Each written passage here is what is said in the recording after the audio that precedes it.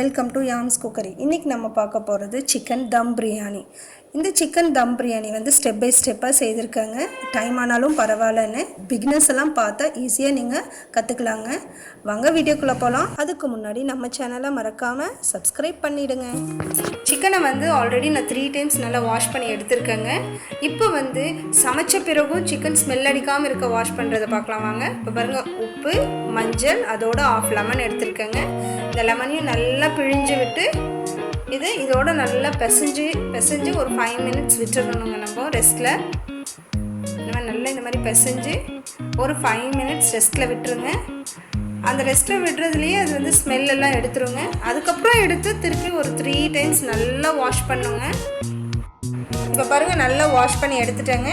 இப்போ திருப்பியும் ஒரு 1/2 ஸ்பூன் ஆஃப் மஞ்சள் போட போகிறோங்க. இது சின்ன ஸ்பூனுங்க. இது அதே ஸ்பூனில் இப்போ 1 ஸ்பூன் ஆஃப் உப்பு எடுத்துக்கலாங்க.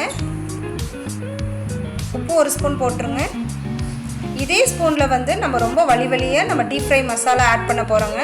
இந்த டீப் ஃப்ரை மசாலா செய்கிறது எப்படின்றத இன்னொரு வீடியோவில் கொடுத்துருக்கேங்க. அந்த வீடியோவோட லிங்க் இந்த டிஸ்கிரிப்ஷன் பாக்ஸில் இருக்குங்க, போய் பார்த்துட்டு வந்துடுங்க.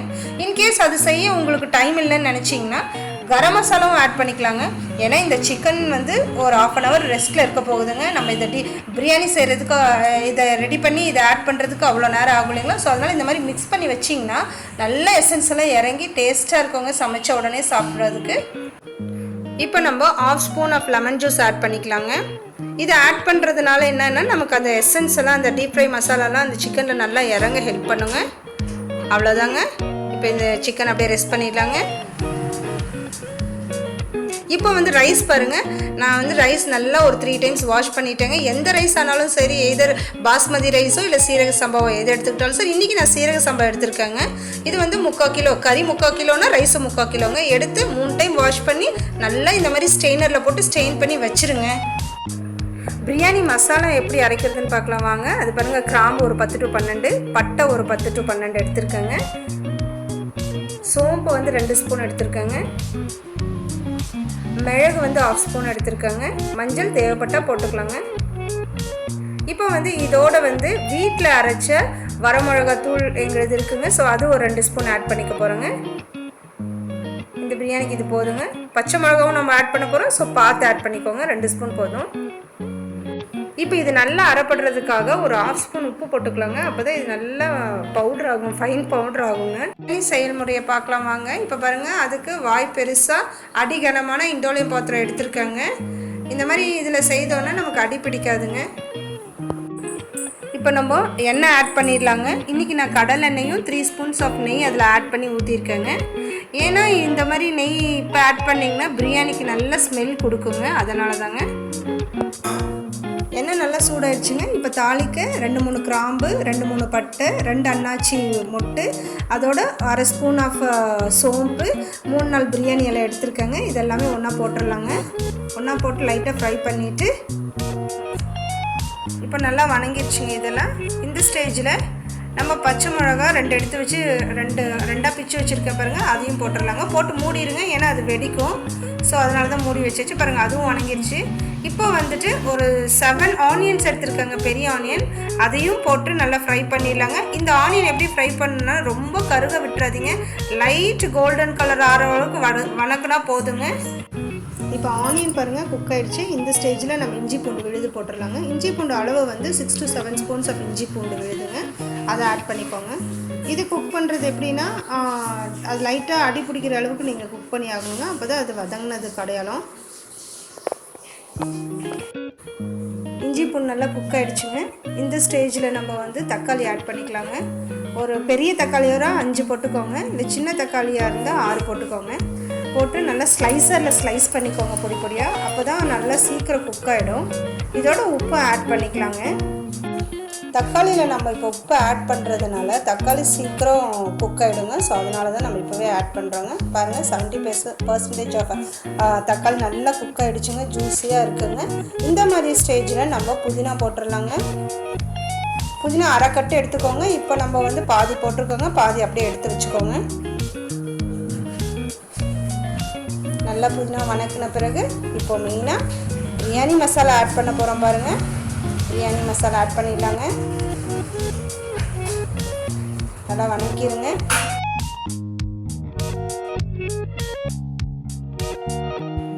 பாருங்க எண்ணெயெல்லாம் மேலே வந்துருச்சு, தக்காளி நல்லா குக் ஆகிடுச்சுங்க. இந்த ஸ்டேஜில் வந்து நம்ம சிக்கனை போட்டுடலாங்க.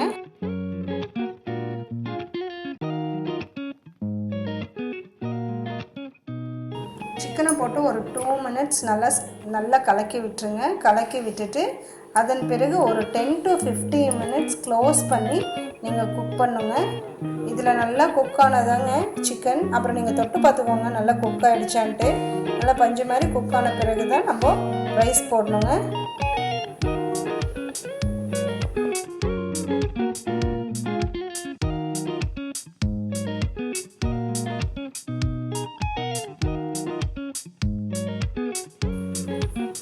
இப்போ பாருங்கள், இந்த ஸ்டேஜில் நம்ம மூடி வச்சிடலாங்க.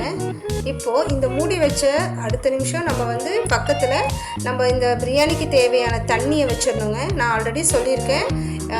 நான் வந்து இன்றைக்கி வந்து 5.5 டம்ளர் ஆஃப் வாட்டர் தாங்க எடுத்துக்க போகிறேன். வச்சு ஸ்டவ் ஆன் பண்ணிட்டேங்க. ஸோ பாருங்கள், மூடி வச்சது குக் ஆகிடுச்சான்னு பார்க்கலாம். பார்த்தீங்களா, எண்ணெயெல்லாம் நல்லா மேலே மிதங்கி அந்த சிக்கனும் பார்த்தீங்களா நல்லா மலர்ந்த மாதிரி வந்திருக்கு பாருங்கள். இந்த ஸ்டேஜில் நம்ம வந்துட்டு ஆஃப் லெமன் எடுத்து பிழிஞ்சு விட்டுறலாங்க. நல்லா பிழிஞ்சிருங்க.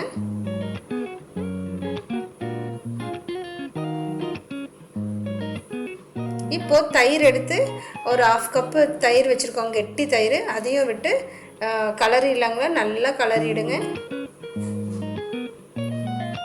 நான் வந்து எல்லாரும் மாதிரி நிறைய எண்ணெயெல்லாம் விட்டுங்க. இந்த பிரியாணிக்கு தேவையான அளவுக்கு எண்ணெய் இருக்குங்க. நீங்கள் வேணால் லாஸ்ட்டில் பாருங்கள், பிரியாணி ஒட்டாமல் ரொம்ப சூப்பராக வருங்க.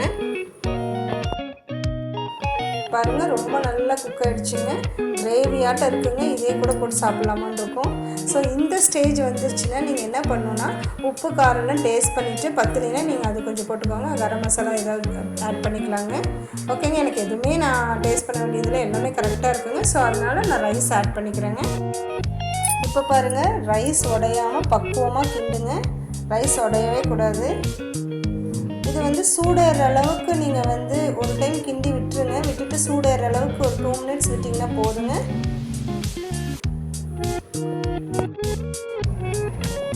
நல்லா கலக்கிட்டோம். நீங்கள் கலக்கி ஒரு 2 மினிட்ஸ்க்கு அப்புறம் ரைஸ் சூடேறி இருக்குங்க. அதுக்குள்ளே பார்த்திங்கன்னா நம்ம தண்ணியும் பாயில் ஆகிடுச்சு. இப்போ எடுத்து ஊற்றிடலாங்க. நம்ம தண்ணி ஊற்றின பிறகு நம்ம ஒரு டைம் கலரி விட்டுடலாங்க லைட்டாக. இப்போ பாருங்கள், நல்லா கொதி வருது. இந்த ஸ்டேஜில் மூடி வச்சிடலாங்க. இப்போ பாருங்கள், 10 மினிட்ஸ் கழிச்சு ஓப்பன் பண்ணலாம். ஆல்மோஸ்ட் குக் ஆகிடுச்சுங்க. லைட்டாக மட்டும்தான் தண்ணி இருக்குது, அதாவது 80% குக் ஆகிடுக்குங்க. ஸோ இந்த ஸ்டேஜில் நம்ம புதினா மீதி எடுத்து வச்சுருக்கிற புதினா கொத்தமல்லியும் போட்டுடலாங்க. போட்டு ஒரு டைம் ரொம்ப கேர்ஃபுல்லாக கலக்கி விடுங்க. இந்த மாதிரி லாஸ்ட்டாக கலக்கிட்டு நம்ம ஈவன் பண்ணிவிட்டுங்க. நம்ம வீட்டில் இருக்கிற பெரிய கேஸ்கட் இருக்கும் இல்லைங்களா, குக்கருடையது, அதை எடுத்து வச்சுட்டிங்கன்னா கூட காற்று வெளியே அதாவது அந்த ஹீட் வெளியே போகாதுங்க. அப்படியே டம் கொடுத்துடலாம். அப்படி இல்லைன்னா கூட ஒரு ஈரத்துண்டு எடுத்து நீங்கள் சுற்றியும் கொஞ்சம் நெருக்கமாக வச்சு கூட மூடி வச்சிடலாங்க. இப்போ பாருங்கள், ஒரு வெதுவெதுப்பான தண்ணியை எடுத்து நம்ம ஒரு குண்டாவில் ஊற்றி வச்சுருக்கோங்க. இதனால் வந்து மேலேயும் கீழேயும் ஈவனாக பிரியாணி வந்து குக் ஆகிடுங்க. நமக்கு ஹீட் வெளியே வராதுங்க. நம்ம பிளேட் க்ளோஸ் பண்ண அடுத்த செகண்டே வந்துங்க அடுப்பு சிம்மில் வச்சுருங்க. தம் போட்டு 10 நிமிஷம் ஆகிடுச்சுங்க. வாங்க பார்க்கலாம். நடுவில் எதுவுமே டிஸ்டர்ப் பண்ணியிருக்கக்கூடாதுங்க. பாருங்கள், ரொம்ப சூப்பராக குக் ஆகிருக்குங்க. ரொம்ப நல்லா வந்திருக்குங்க. ஸ்மெல் மட்டும் ரொம்ப சூப்பராக இருக்குங்க. இதில் முக்கியமான பாயிண்ட் என்னென்னா, நம்ம கலக்கவே கூடாதுங்க பிரியாணியை. இப்போ சைட் பை சைடு அப்படியே எடுத்து சர்வ் பண்ணி சாப்பிட்ணுங்க. நம்ம சூப்பரான டேஸ்டியான ஹெல்த்தியான வீட்டில் செஞ்ச பிரியாணி ரெடி ஆயிடுச்சுங்க. இதுக்கு மேட்சான தயிர் பச்சடி சர்வ் பண்ணிடலாங்க. பிரியாணி பாருங்கள், ஒட்டாமல் எவ்வளோ சூப்பராக வந்திருக்கு பாருங்கள். உதிரியாக இருக்குது. அதே சமயம் சிக்கன் பார்த்திங்கன்னா லைட்டாக தொட்டாலே பிச்சிடுச்சு பார்த்திங்களா. ஸோ அந்தளவுக்கு சாஃப்டாக குக்காக இருக்குங்க. இந்த வீடியோ பிடிச்சிருந்தால் லைக் பண்ணுங்கள். மற்றவங்களுக்கு யூஸ்ஃபுல்லாக இருக்கணும்னு நினச்சிங்கன்னா ஷேர் பண்ணுங்கள்.